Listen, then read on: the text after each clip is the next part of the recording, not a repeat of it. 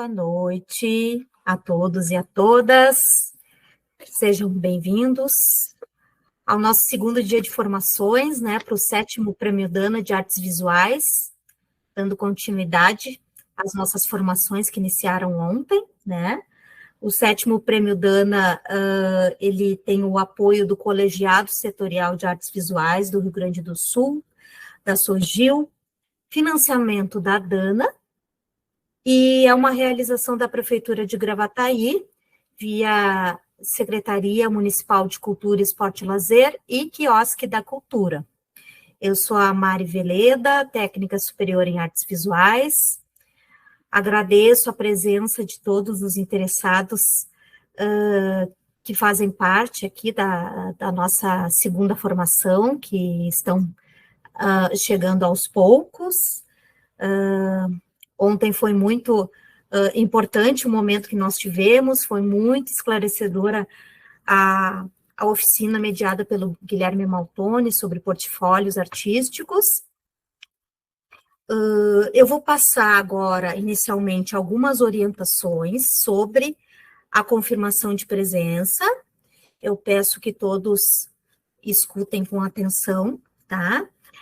Toda essa formação está sendo gravada. E, posteriormente, seja possível, né, eu conseguir disponibilizar as aulas, ainda estou tentando ver uma forma de viabilizar, né, de, pelo menos, assim, a gente compartilhar as formações, se não para o Prêmio Dana específico, né, mas para outros editais, pois as formações tem esse intuito, né, de não só qualificar os projetos de exposição que vão ser apresentados no 7º Prêmio Dana, mas também proporcionar, né, que os artistas tenham capacitação para se inscrever em outros editais, em outros projetos, enfim.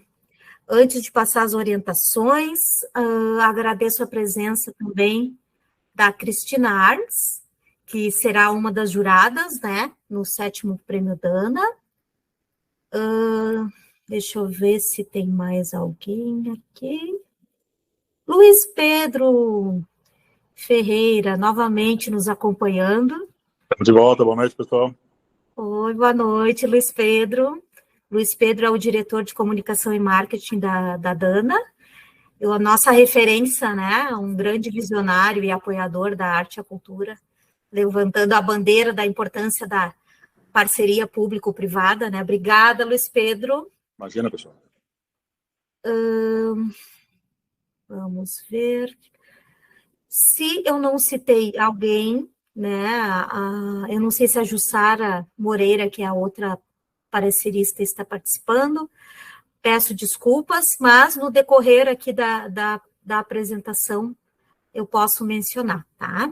Então, para não me prolongar muito, eu vou ler as orientações sobre a confirmação de presença, tá? Porque, em virtude das oficinas contarem pontos extras na avaliação de projetos inscritos no Prêmio Dana, a gente teve que tomar certas decisões, assim, quanto a forma de conduzir essas pontuações para que seja o mais justo e coerente para todos que estão participando, tá?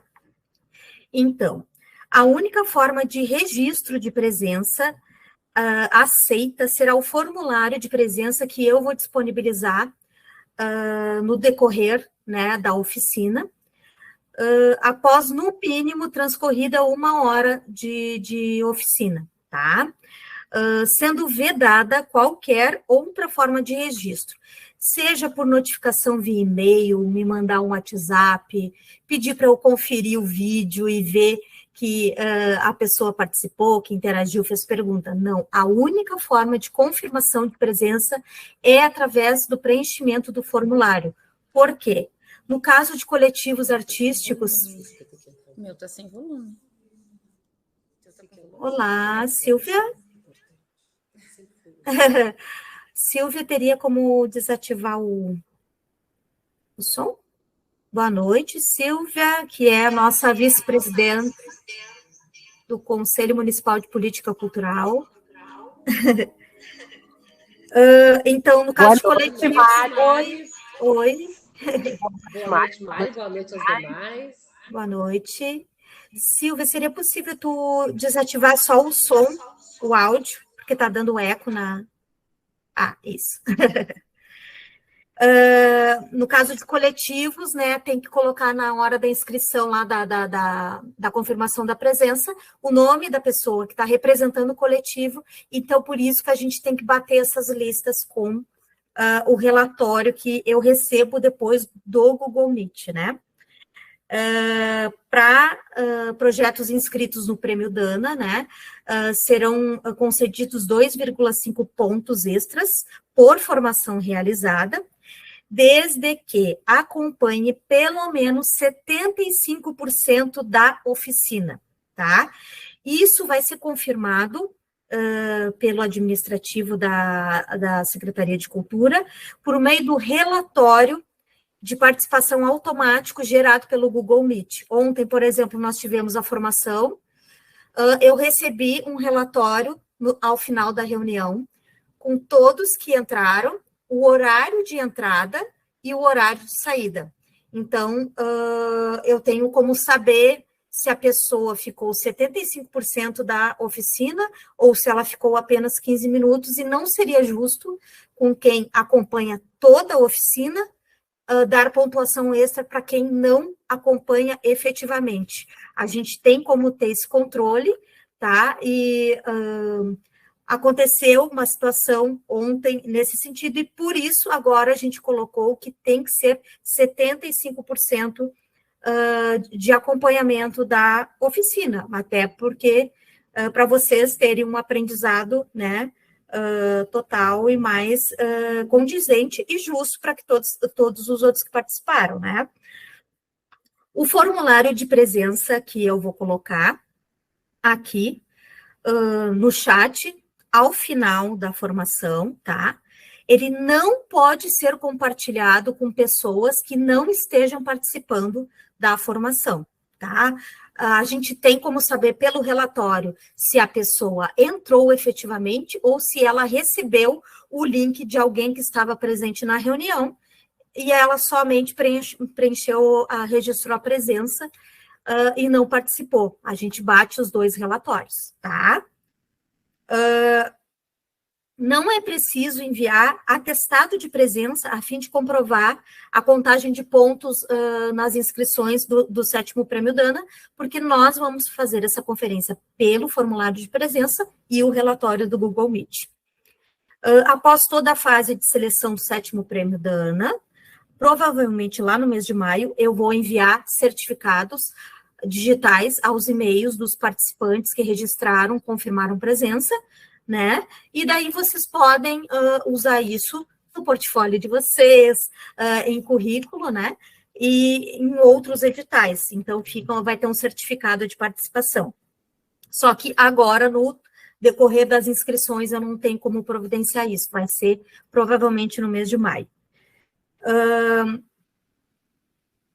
Então, as reuniões são gravadas, né?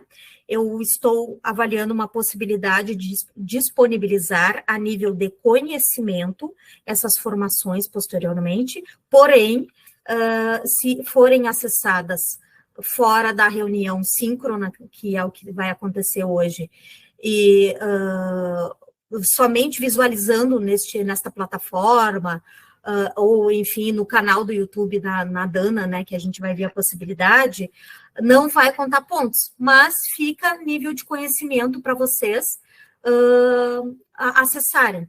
Ainda estou vendo isso, tá? Não sei, provavelmente na semana que vem eu consigo fazer essa publicação dos vídeos lá para quem quiser ter conhecimento e aprender a fazer portfólio, projeto de artista, projeto cultural, expografia e comunicação. Após 40 minutos do início da formação, não será permitido acesso de novos participantes, tá? Ontem aconteceu de pessoas entrarem ali por pedirem o acesso a partir das 8h30, que já estava no final da oficina. Então, após 40 minutos, ou seja, 19h40, né? Na verdade, vamos contar a partir do momento que eu passar a palavra para a Mel.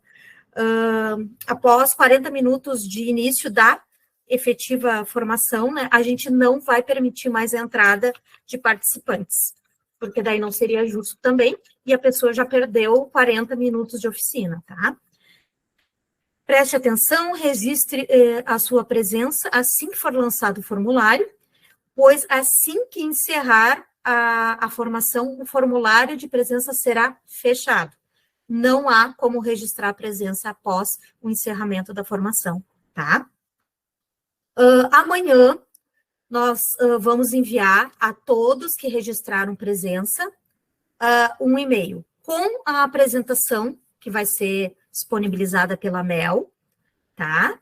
E daí também vou enviar a apresentação que eu fiz do lançamento do edital com a leitura comentada, dizendo onde fazer inscrição, quais são os links, como se inscrever, tudo que é exigido no edital, as coisas que vocês têm que enviar obrigatoriamente, enfim. Eu vou mandar esses 2 arquivos, da apresentação da Mel e a minha apresentação do lançamento do edital, tá? Então, agora eu vou apresentar para vocês a Mel Ferrari, que é a palestrante de hoje, tá? A Mel Ferrari é mestre em História da Arte pela USP e especialista em Economia da Cultura pela URGS. Coordena o Núcleo de Curadoria e Produção do Museu de Arte Contemporânea do Rio Grande do Sul, o MAC. Trabalhou com acervos, arte e educação e curadoria em instituições como o Museu de Arte do Rio Grande do Sul, MARGS, Instituto de Artes Visuais do Rio Grande do Sul, IEAV, Instituto de Artes da URGS, Pinacotecas da Prefeitura de Porto Alegre, Instituto Goethe, Farol Santander, Porto Alegre e Fundação Bienal do Mercosul. Foi coordenadora do Colegiado Setorial de Artes Visuais do Rio Grande do Sul de 2019 a 2021, é idealizadora do projeto Mulheres nos Acervos, que investiga a pluralidade de gênero dentro dos acervos de artes de Porto Alegre, em 2019. O projeto recebeu destaque em acervos do Prêmio Açorianos de Artes Plásticas. Muito obrigada, Mel, seja bem-vinda. Uma boa formação para todos nós. E agora é com você. Obrigada, Mari. Boa noite para todos e todas. Sejam muito bem-vindos. Eu vou compartilhar minha tela aqui com vocês para a gente dar início, então. Estão todos vendo?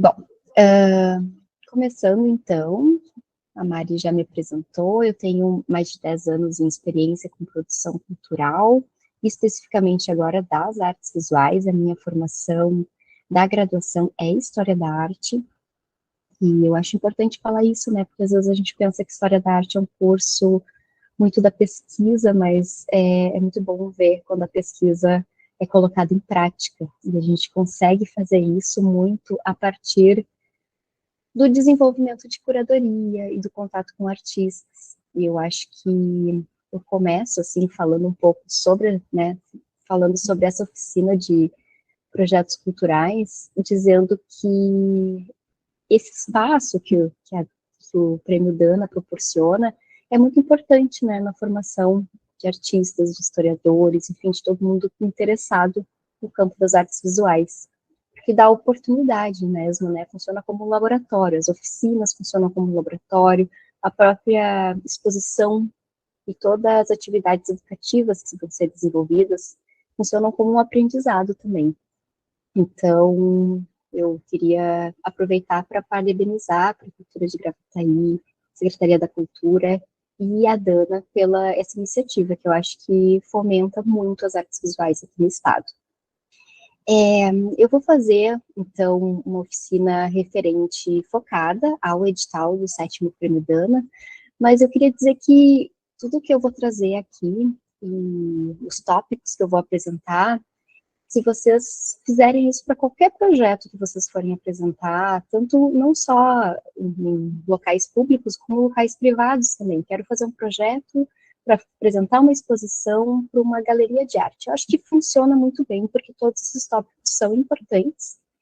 E, enfim, é aprendizado, né? Eu espero que esse material funcione como um guia para que todo mundo consiga consultar quando precisar. Eu vou trazer alguns links, enfim, para vocês usarem mesmo. Bom, focando um pouco então aqui, eu acho que a primeira coisa quando a gente vai pensar num projeto cultural é ler atentamente o edital.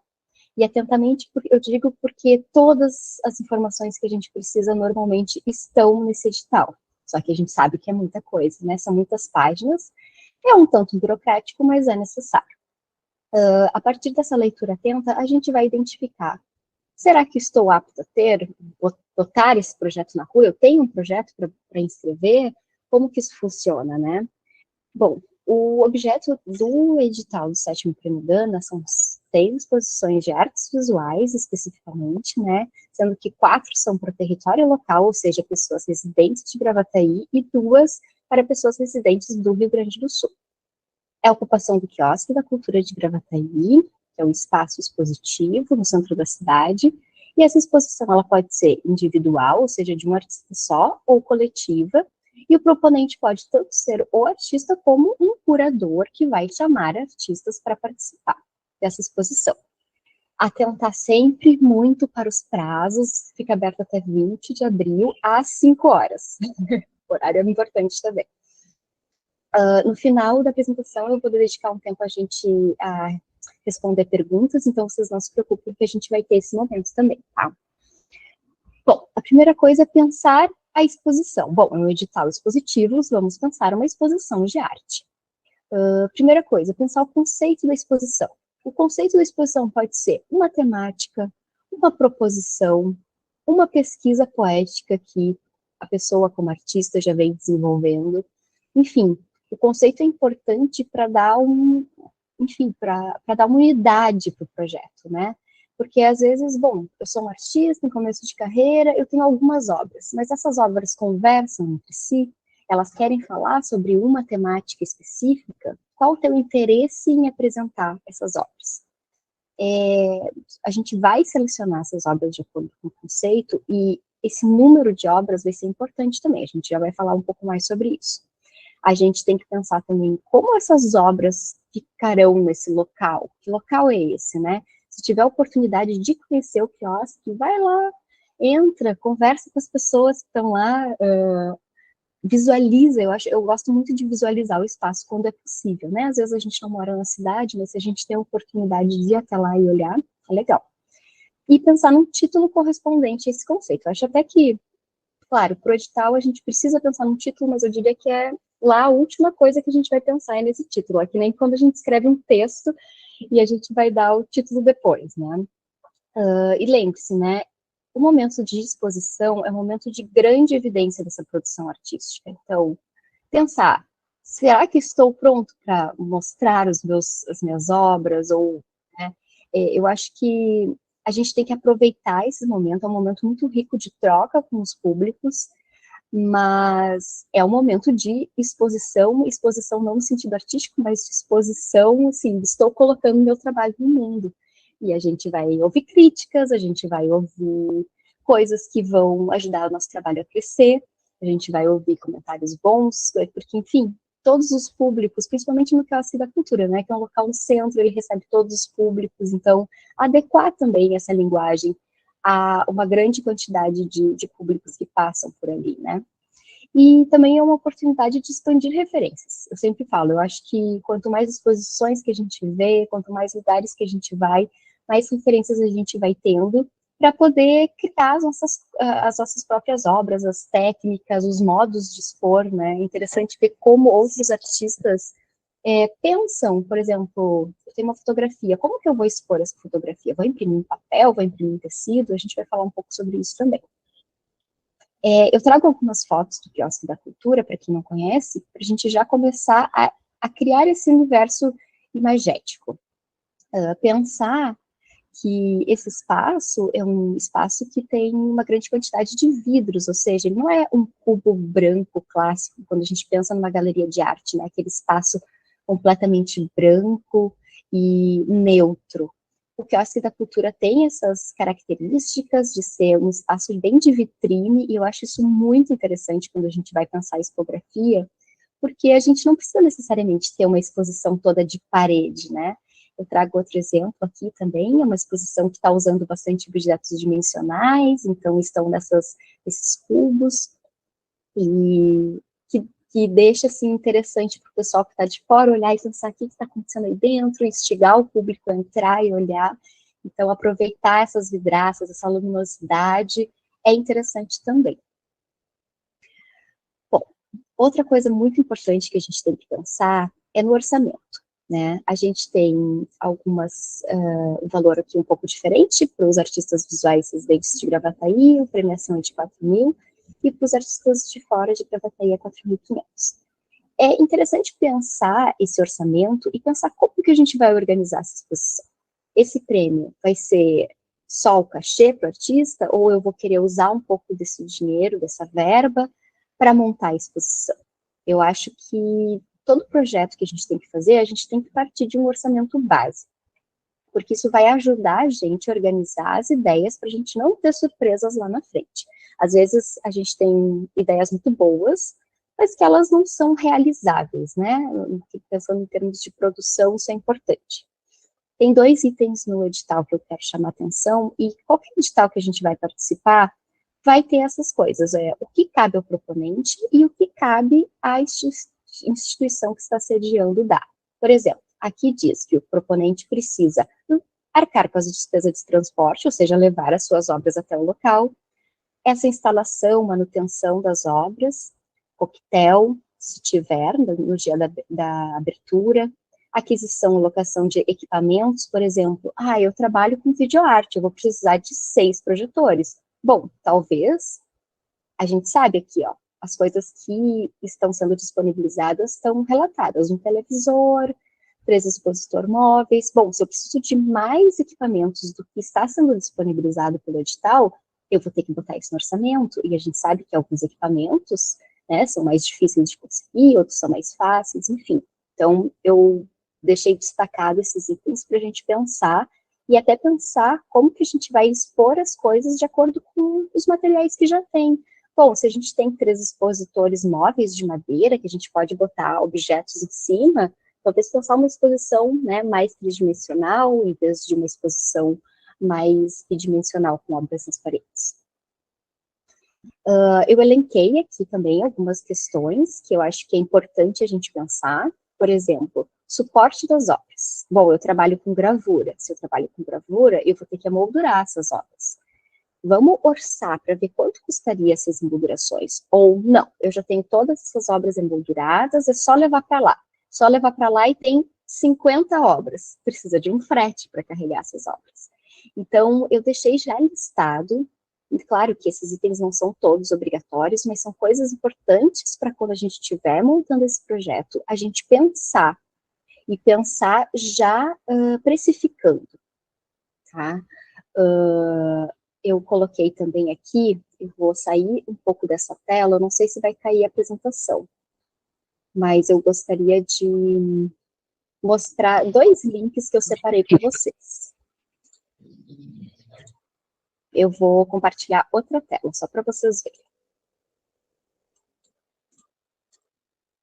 Esses 2 links que vão estar disponíveis depois no material que vocês vão ver primeiro, uma planilha orçamentária, e aqui ela está com todas as fórmulas para a gente ir mudando quantidade, ocorrência, valor, e a gente tem um valor fechado geral. Isso aqui vai estar disponível para vocês. É um orçamento modelo, esses itens não são obrigatórios, mas eles, de novo, ajudam a montar esse projeto. E outra coisa é a tabela Salic. Por exemplo, tem coisas que eu não vou saber exatamente quanto que custam, mas se eu entrar na Salic e em itens orçamentários e item orçamentário por valor médio, deu erro na conexão. Mas isso daqui é um portal feito pelo Ministério da Cultura Federal, que a gente pode... Eu vou compartilhar de novo a minha apresentação, mas enquanto isso eu vou falando. A gente pode consultar valores, em média, de profissionais da área da cultura que, por região. Então, por exemplo, eu quero saber quanto custa o valor referente a um serviço de montagem no Rio Grande do Sul, para uma exposição, uma diária de montagem. E ele vai dizer, em média, R$ 400. Então, é muito bom, porque às vezes a gente não tem noção de quantas coisas custam, e aquilo é uma tabela base feita de acordo com os projetos que entram na lei de incentivo. Então, ele vai dizer, que pena que saiu do ar aqui o site, mas ele diz assim, esse é o valor mínimo pago por um projeto, o valor máximo, e ele te dá uma média. E essa média é muito boa para a gente fazer orçamentos, né, quando a gente quer ter uma ideia de quantas coisas custam. Então, esses links estão disponibilizados aqui para vocês. Aqui eu também elenquei todos os critérios de seleção que estão no edital e que pontuam, para a gente ir agora vendo um a um, e tirando dúvidas e exemplificando com alguns textos, tá? Alguns itens eu não vou me ater tanto, como o item 6, por exemplo, que foi a oficina do Guilherme ontem, né, que é relevância artístico-cultural comprovada através do portfólio. O Guilherme falou sobre isso na oficina de ontem. O item D, viabilidade do projeto tipográfico, a gente vai ter uma oficina de tipografia amanhã, com a minha colega Isis, então eu também não vou me ater tanto a esse item. E o item H, originalidade do projeto quanto a temática e concepção em relação ao quiosque da cultura. Então, são itens que vão ser falados em outros momentos, e a gente vai falando item a item agora dos outros que são importantes aqui para a confecção do projeto. Para inscrição, vocês viram que é um formulário feito através do Google Docs. Então, a gente vai ir preenchendo, né? Na hora de fazer a inscrição, a gente vai ir preenchendo item a item. E tem vários itens que a gente precisa de ter documentos digitalizados em PDF. Então, a primeira coisa que eu indico pega todos, vê a listagem desses documentos que precisam ser digitalizados e já digitaliza, deixa prontinho para no dia da inscrição, quando estiver tudo pronto, só ir colocando cada arquivo no lugar certo. Isso facilita bastante a vida. Até porque tem algumas certidões, como no caso do cadastro da prefeitura, que a gente vai precisar se cadastrar para esperar 24 horas e depois conseguir retirar essa certidão. Então, assim, eu sempre digo, não deixem as coisas para a última hora, é melhor a gente fazer com antecedência, tá?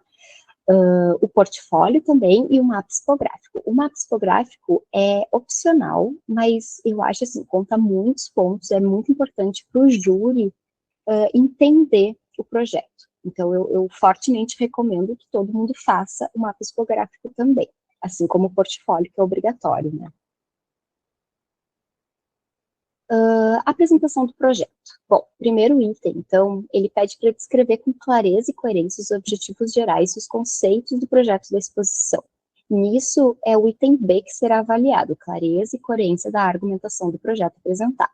Eu trouxe 2 exemplos aqui, que são de projetos que ganharam o Prêmio Dana em outras edições, e que é um exemplo de apresentações muito bem feitas, apresentações sucintas, apresentações super claras e coerentes.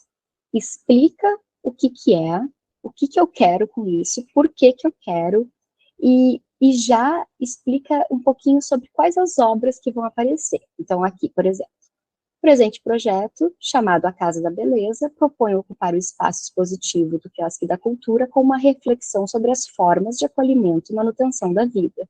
O projeto contempla, do ponto de vista das questões femininas, aspectos biológicos e de proteção social. Então, aqui a gente já pode entender o que a pessoa quer, o que ela pesquisa, né, e um pouco da relevância. A gente vai ver a justificativa no próximo, mas aqui eu já estou entrando nesse universo, né. O espaço expositivo será ocupado por uma instalação composta por 4 objetos têxteis, uma foto, um objeto confeccionado em lã. Então, aqui os júris já vão começar a entender, quer dizer que é uma pessoa que trabalha com objetos têxteis, trabalha com fotografia, a gente já começa a entender o que será exposto. E também tenho, ó, busco com a Casa da Beleza instaurar no espaço positivo pretendido um contexto visualmente poético capaz de estimular a reflexão sobre a maneira como a produção e a reprodução social se apresentam.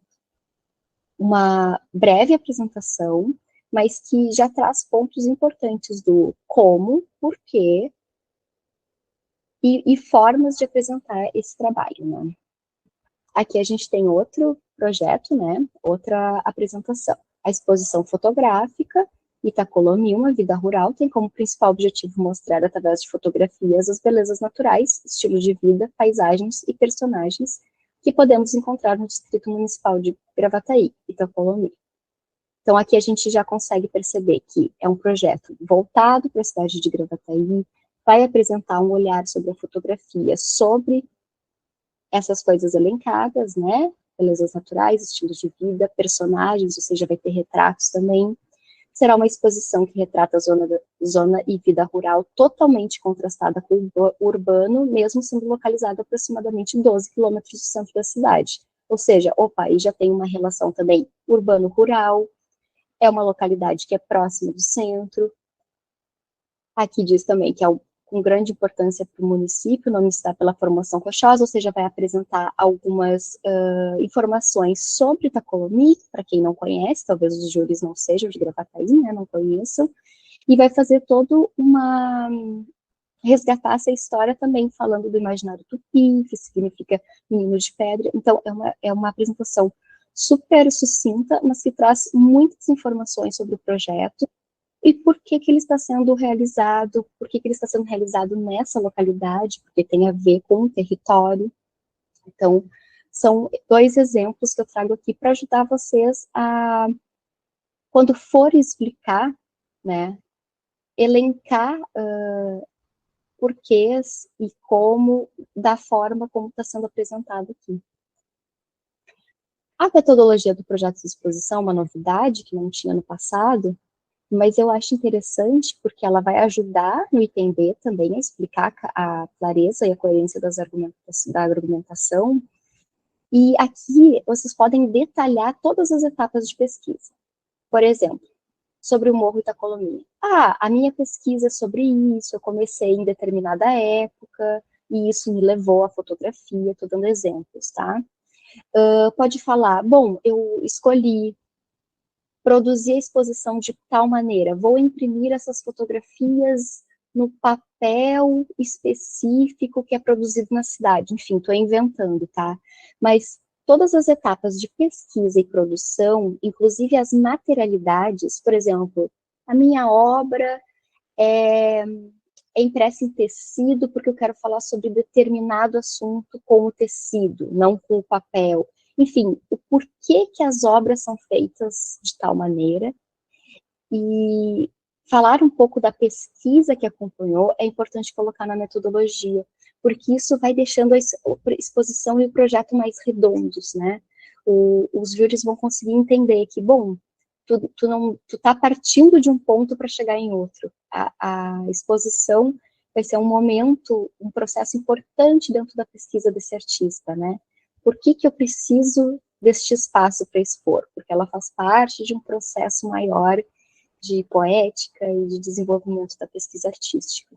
Então, isso faz parte da metodologia do projeto de exposição. Aqui também pode ser explicadas algumas coisas, por exemplo, canais de divulgação. O meu projeto tem uma página no Instagram, que eu costumo trocar e conversar com as pessoas, ou, não, eu realizo atividades de oficina com as folhas, que eu coleto na região, e eu já estou desenvolvendo essas oficinas há um tempo, e vai ter uma oficina também aqui durante a exposição, por exemplo. Então, todas essas atividades já podem ser elencadas aqui também na metodologia.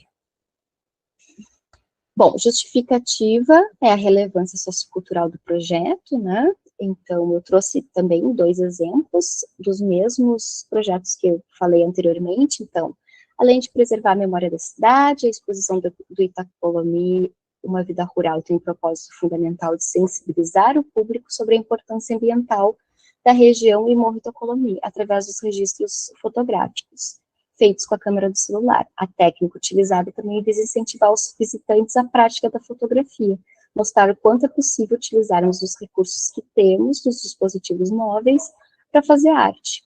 Ou seja, aqui essa ideia, nossa, eu consigo pensar em muitas oficinas que a gente pode ter para o público, né? Essa justificativa de conseguir fazer as pessoas que estão visitando a exposição atentarem para coisas do cotidiano delas e transformar isso em arte também, um convite para que outras pessoas também possam fazer arte. Então, tá super bem resumido e explicado, né? Eu acho que é um exemplo de boa justificativa. Aqui nós temos outra justificativa do projeto aquele da Casa da Beleza. As questões femininas fazem parte do universo temático da arte, ainda que apenas recentemente visibilizadas pelo sistema, as temáticas de gênero. Então, está trazendo todo um debate sobre as questões de gênero dentro da arte, que estavam muito em voga ultimamente, né? E para atentar sobre as questões do cuidado, né? Ela tinha falado isso ali na apresentação. O tema é abordado por intermédio da fotografia, objetos têxteis, como a instalação, e eles estão em consonância com os debates artísticos culturais da sociedade. Então, aqui também, né, uma justificativa sucinta, mas que conversa com toda uma historiografia e história da arte. Bom, proposta de atividade para o programa educativo cultural. Aqui tem duas coisas que eu queria destacar, além dele pontuar na relevância artístico-cultural, que é o item E, né, ele também tem essa premiação pelo maior número de visitantes. Então, se a gente desenvolver uma atividade aqui que faça diferentes públicos acessarem o quiosque da cultura, a gente já está contando pontos para esse prêmio aquisição. E seria muito interessante ganhar os 2 prêmios, além de tu ter a obra, a aquisição de uma obra, né, para uma instituição, tu ainda vai ganhar uma premiação a mais. Então, pensar atividades para públicos específicos é importante. Por exemplo, a maioria das pessoas, quando pensa atividades para exposição, conta com esse público passante, né? O público que está no centro de Gravataí ali e que visita o quiosque. Por que a gente não pensa oficinas específicas para públicos? Por exemplo, públicos de escola já fechando uma faixa etária. Eu vou fazer uma oficina, eu trabalho com arte têxtil, então vou fazer uma oficina de arte têxtil, pensando crochê, pensando bordado, e vai ser talvez para jovens de 12 a 16 anos. Fechando as faixas etárias e fechando já qual tipo de público eu quero trabalhar, é mais assertivo entrar em contato com a escola e combinar essa visita, né? Porque, às vezes, dependendo do dia, a gente não vai ter tanto público visitante. O público que acessa diariamente, a gente não sabe, às vezes está chovendo, vai ter menos público, às vezes está um dia... Enfim, é difícil medir, né? Então, quando a gente faz oficinas assertivas, o projeto também fica mais redondo, né? Ou até pensar em públicos, às vezes, que não são tão contemplados, por exemplo. Trabalhar com terceira idade, vou trabalhar com as pessoas ali, os trabalhadores da própria região, né? Quem sabe pegar esse público que está saindo do trabalho às 6 horas, fazer uma oficina mais dinâmica, que envolva também o entorno ali do quiosque, não só a parte de dentro da exposição, mas que leve eles de fora para dentro. Enfim, eu acho que aqui a criatividade ela fica bem aberta, né? Pensar tanto em mediação como em oficinas. A democratização do acesso e promoção da acessibilidade, está falando especificamente do item F, e é muito importante. Eu acho que isso a gente tem que pensar sempre quando a gente faz um projeto cultural. Eu trouxe aqui várias questões que podem ser tratadas, não que a gente precise falar sobre todas essas, mas tudo vai transformar esse projeto num mais acessível para todas as pessoas. Por exemplo, a gente costuma pendurar as obras a 1,50 do chão, né? Só que, às vezes, esse 1,50 foi determinado por padrões europeus, né? Onde a estatura média da população é mais alta. A gente o nosso modo de fazer artes visuais aqui vem muito ainda, né, da Europa, dos Estados Unidos. A gente tem que começar a adaptar as coisas para a nossa realidade. A gente sabe que a estatura dos brasileiros é um pouco mais baixa, então por que não pendurar essas obras um pouco mais baixas? Assim como crianças e pessoas com baixa estatura vão conseguir visualizar melhor essas obras, né? Elas não precisam estarem lá em cima, elas podem estar mais na altura dos nossos olhos, a 1,40 do centro da obra. Isso é uma medida que a gente vem adotando no Museu de Arte Contemporânea e que a gente, às vezes, ações simples já visibilizam mais uma exposição, né? Braille e audiodescrição. Hoje em dia, a gente usa muito mais audiodescrição, porque as pessoas todo mundo tem acesso ao smartphone, né? Então, às vezes, colocando o QR Code, uma audiodescrição da obra, tu já acessibiliza isso para todos os públicos, né? Tanto do texto curatorial, quanto descrição de cada obra, ou eu tenho vídeos na minha exposição. Tem um aplicativo chamado CapCut, aqui está o link, depois vocês podem acessar ele direto, ele legenda automaticamente os vídeos. Então, tu pode abrir ele tanto no celular como no notebook, ele faz a legenda automática, claro que tu pode editar, né, às vezes ele vai dar alguns erros, mas depois tu ouve e edita, e o teu vídeo já fica todo legendado, acessível, e por que não botar isso, né, mesmo que ele tenha som, também com texto dentro da exposição.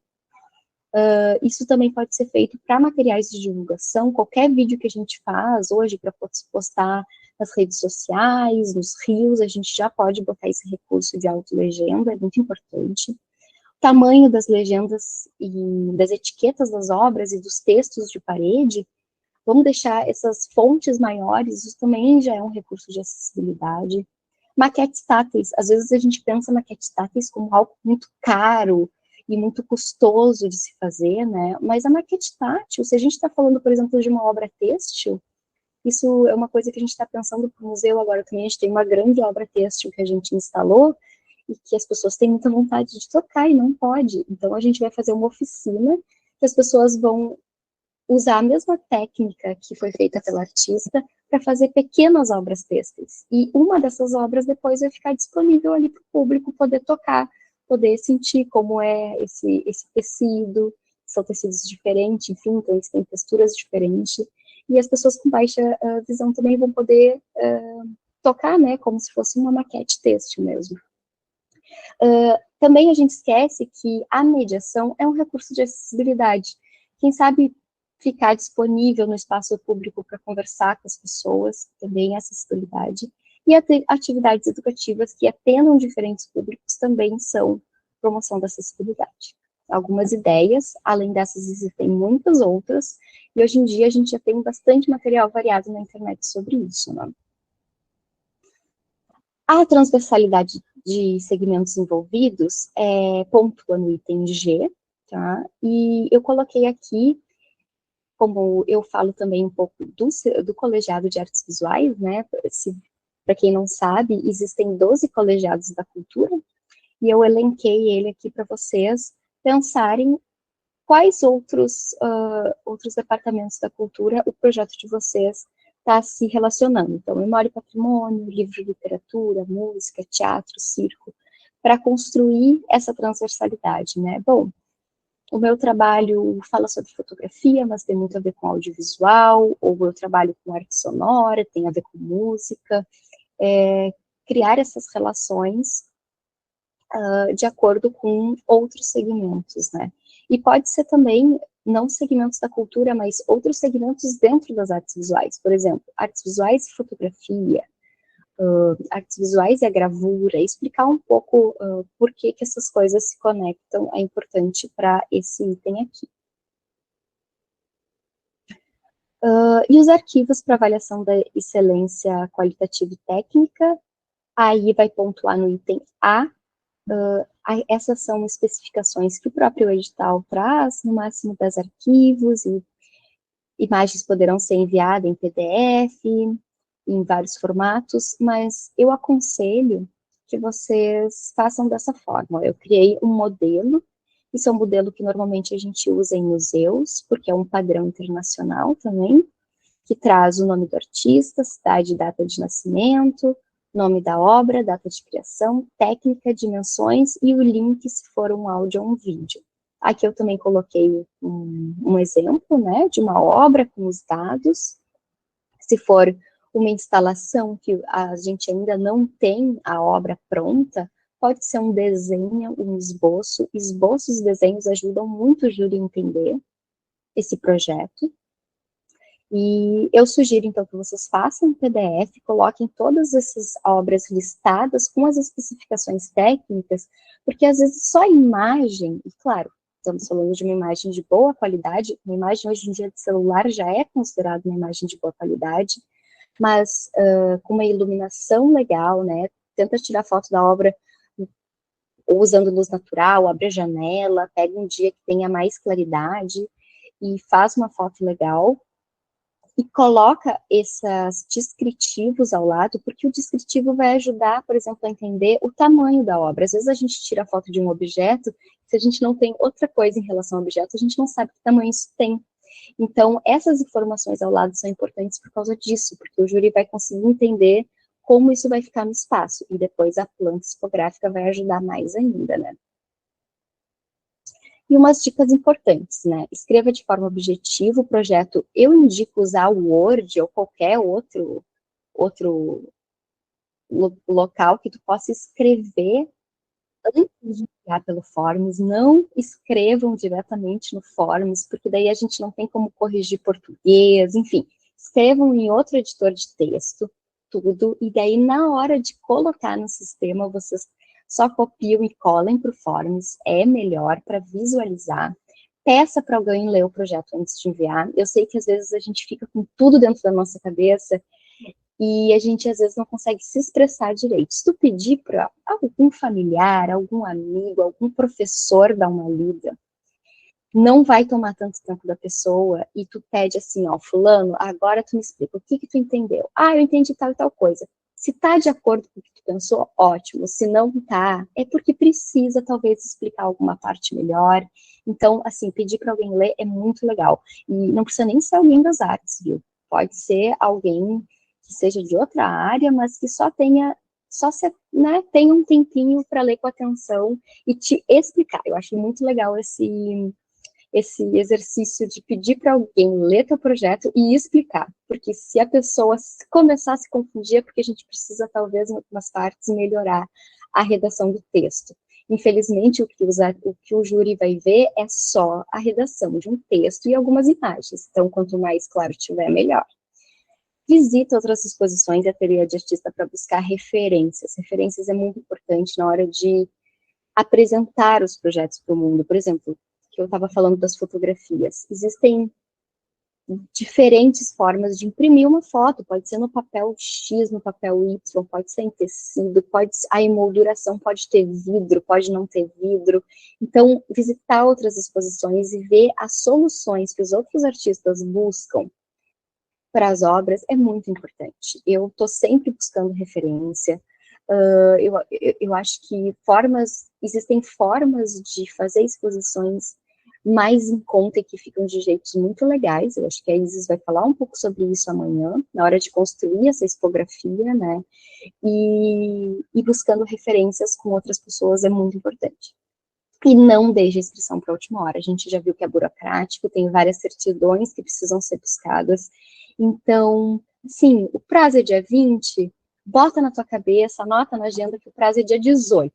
Porque qualquer problema que der, faltou luz, a internet caiu, tu não vai deixar isso para a última hora.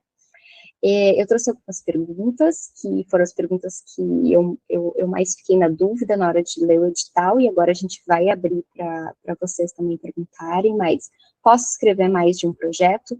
Não, cada proponente vai fazer somente um projeto, né, e não pode ter sido já contemplado em outras edições, e esse projeto precisa ser inédito. O projeto não necessariamente precisa ser inédito, mas quando a gente adequa um projeto para um espaço expositivo, pensando nas especificidades do espaço expositivo, é aí que teu projeto vai ganhar pontos, né? Pode já ter tido uma ideia e tentado inscrever em outro lugar e não dado certo, mas olha as plantas do quiosque, tenta ir lá visitar o quiosque, porque adequando o projeto para aquela realidade, ele vai ser um projeto muito mais completo, muito mais interessante. E isso, com certeza, o júri vai perceber na hora de ler. Queria deixar também o convite, né, para as próximas oficinas das colegas Izzy e da Marcilene, que tenho certeza que vão ser muito legais também. Deixar o link do edital aqui no arquivo completo para vocês poderem consultar. E agora a gente pode abrir para as perguntas.